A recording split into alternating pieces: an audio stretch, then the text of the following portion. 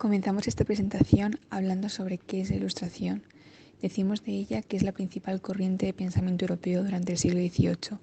Además, se trata de un movimiento de renovación intelectual, cultural, ideológica y política surgida en Francia y que pasará a extenderse por otros países como Alemania e Inglaterra. Se conoce a este momento de la historia como siglo de las luces o época de las luces.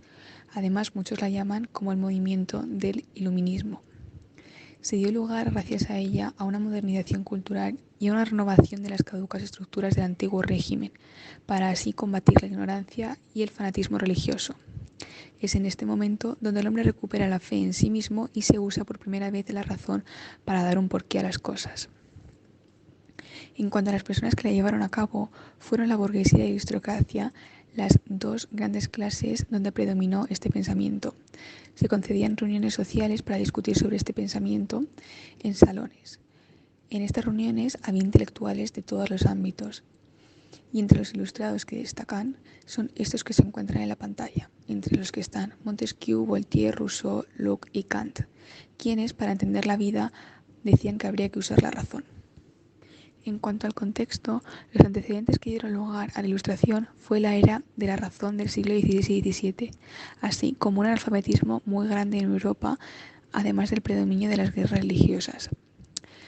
Esto dio lugar a que se produjeran revoluciones científicas en las que Newton aportó las semillas para lo que conoceremos como la Ilustración. Además, se da lugar a la caída del antiguo régimen y la monarquía absolutista, dando lugar a revoluciones burguesas que provocaron la Revolución Francesa de 1789, la estadounidense y la industrial en Inglaterra, cambiando los modelos políticos, sociales y económicos. En cuanto a la influencia que tuvo la Ilustración en la sociedad, sabemos que esta influyó en el arte y en las doctrinas filosóficas, además de las monarquías, como es el caso de Catalina II. En cuanto a la religión, estas perdieron poder y se marcó la idea del progreso en Occidente. La Ilustración española estuvo influenciada por la francesa y la italiana, y además entre los divulgadores españoles se destaca a Feijoo en el reinado de Carlos III. Campomanes y Jovellanos fueron escritores que apoyaron la Ilustración. En cuanto a las cosas que se crearon con la llegada de la Ilustración, tenemos las Reales Sociedades Económicas de Amigos del País, los Reales Estudios de San Isidro, la Escuela de Ingenieros de Caminos, entre otras. Además, se hicieron reformas en las universidades y los colegios mayores. En 1759, Carlos III llega al poder. Es un momento de auge y esplendor de la Ilustración. La monarquía de los Borbones estaba a favor de la prensa, ya que la entendían como una forma de introducir y expandir las ideas. Sin embargo, la prensa encontró obstáculos como el Consejo de Castilla. Carlos III favoreció el desarrollo de la Ilustración gracias al establecimiento de medidas legales que propiciaron la imprenta. A esto se lo sumó que España, bajo el reinado de Carlos III, experimentó un fuerte crecimiento económico, así como un aumento de la población, que condujo a su vez a un incremento en la demanda de la prensa. Tal y como vemos en la imagen, podemos observar tres periódicos. El primero de ellos es el diario El Pensador, con cobertura geográfica en Madrid y que publicó 85 números. Se caracterizó por un fuerte carácter de denuncia social y de costumbres. Sus editores fueron Clavijo y Fajardo. Por su parte, Clavijo fue uno de los introductores de las ideas francesas enciclopedistas y considerado por algunos como uno de los primeros periodistas españoles. Por otro lado, también destacamos los periódicos El Duende Especulativo, de 1761, o La Pensadora Gaditana, que va de 1763 a 1764. En la tercera última etapa del periodismo del siglo XVIII es la presidida por el periódico, tal y como vemos en la imagen, El Censor, una publicación de carácter semanal que fue un claro ejemplo de la prensa ilustrada del momento. Se publicaba en Madrid y contó con 159 ejemplares. Ha sido considerado uno de los periódicos que tuvo una clara función difusora de las ideas de un grupo de ilustrados españoles. Para algunos teóricos sigue la línea del diario The Spectator, un modelo británico precursor del periodismo en la Europa de la época. Este periódico contiene una fuerte crítica social, no solo a las costumbres de la época, sino a aspectos concretos como la legislación, la política o el clero. Posteriormente al Censor destaca la revista El Memorial Literario, que fue fundada en el año 1784. Cuenta con 123 ejemplares y más de 5.000 páginas. Tras su nacimiento, Unos pocos meses más tarde superó los 700 suscriptores. Aunque desapareció durante un tiempo, va a perdurar hasta el inicio de la Guerra de la Independencia Española en 1808. El memorial, a diferencia de otras publicaciones de su momento, se centraba en la crítica tanto teatral como literaria. Además, publicaba sobre diversos temas como la cultura, la ciencia, la historia, la naturaleza, trabajos, memorias, reseñas académicas, lo que pone de manifiesto que estamos en un momento donde existe un periodismo de alto nivel de especialización. Durante el reinado de Carlos IV, que abarca desde 1788 a 1808, se va a producir una especie de retroceso en la prensa española del siglo XVIII, debido a varios motivos, entre los que destaca la censura. Por otra parte, se estaba desarrollando una crisis económica que afectó de manera directa a la imprenta y el papel. A continuación, en la imagen, podemos ver los siguientes periódicos: El Seminario Erudito, El Diario de las Musas y La Espigadera, que dejaron de publicarse durante el reinado del monarca Carlos IV, en el año 1791. Este año es importante porque se produce la suspensión de todas las publicaciones diarias, a excepción de las gacetas. Esta medida se debe al triunfo de la Revolución Francesa en el país vecino y al miedo de la posible llegada de esas ideas a España. Podemos decir, por tanto, que la adopción de esta medida supuso un enorme retroceso periodístico tras el avance que se había producido durante todo el siglo y en especial bajo el reinado del Borbón Carlos III. En la España ilustrada todavía no podemos afirmar que existiese una opinión pública como tal, sino que el movimiento ilustrado había sentado las bases sobre las que más tarde se alzaría el concepto de opinión pública. Un ejemplo de esto lo encontramos en las tertulias que se extendieron a lo largo del siglo XVIII, ya que éstas significaban un intercambio de ideas y de pensamientos orientados a la mejora de la prosperidad pública. Sin embargo, estos primeros atisbos de opinión pública estaban restringidos en cierta forma, ya que eran foros de debate limitados, en los que solo podían participar las élites de la sociedad, porque se consideraba que gracias a su formación en las mejores escuelas estaban capacitadas para afrontar un debate cualificado. Sin embargo, no estaba todo perdido, ya que para la Ilustración la idea de que se popularizase la opinión pública era una premisa que podía concederse en un futuro a largo plazo.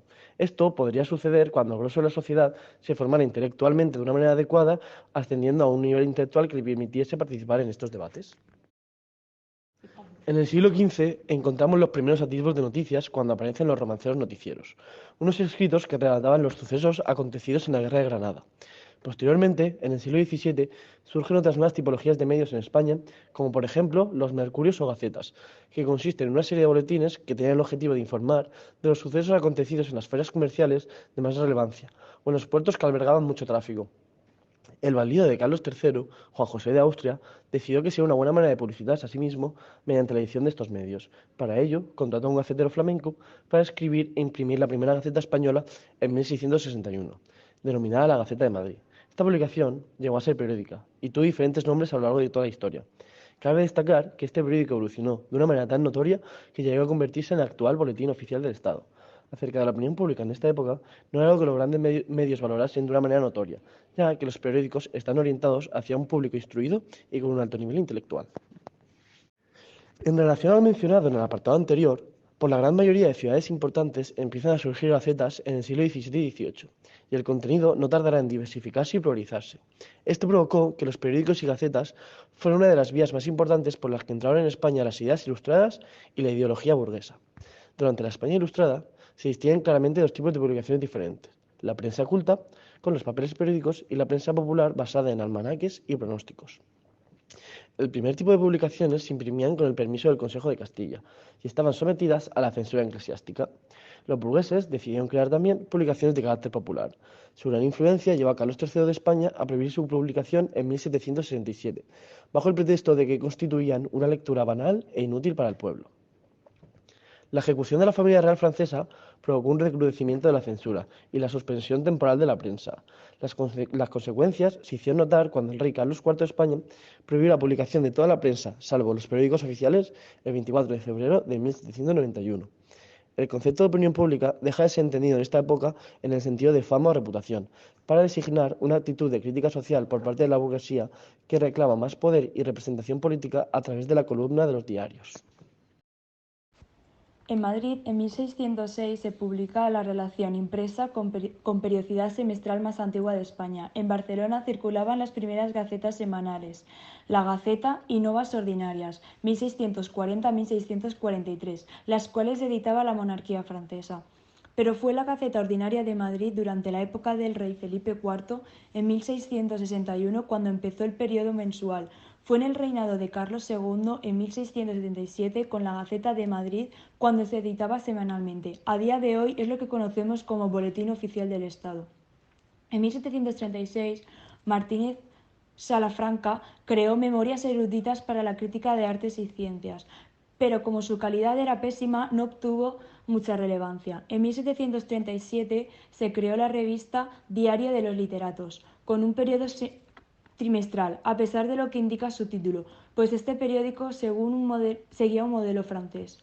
Esta revista, junto con Efemeridades Barométrico Médicas Matritense, presentaba un carácter científico y señalaba un cambio en el periodismo de España, pero en 1742 el Diario de los Literatos dejó de existir. El 1 de febrero de 1758 se publicó en España el primer periódico de iniciativa privada, denominándose Diario Noticioso, Curioso, Erudito, Comercial y Político, inaugurando así la prensa noticiera. El primer periodista español fue Francisco Mariano Nipo, que elaboró una publicación con dos secciones, una de divulgación con artículos de opinión y otra sección con información de economía. Pero tras la disolución del periódico Diario de Literatos entre 1762 y 1767, José Clavijo y Fajardo fundó El Pensador. Es el periódico que tiene más calidad, llamado Espectadores, pues se intentaba copiar el modelo del Spectator de Inglaterra, por Addison Steele. Esta gaceta comentaba y criticaba las costumbres anticuadas de la sociedad. En 1781, Mariano Heredia y Luis Cástrigo crearon El Censor, un periódico que llevaba la voz de los ilustrados españoles, cuyos textos eran firmados por ilustres jovellanos o samaniego. Cabe recordar que la literatura también tuvo su espacio en los periódicos, como medio para darse a conocer. Estos periódicos fueron mejorando este apartado en referencia a la demanda.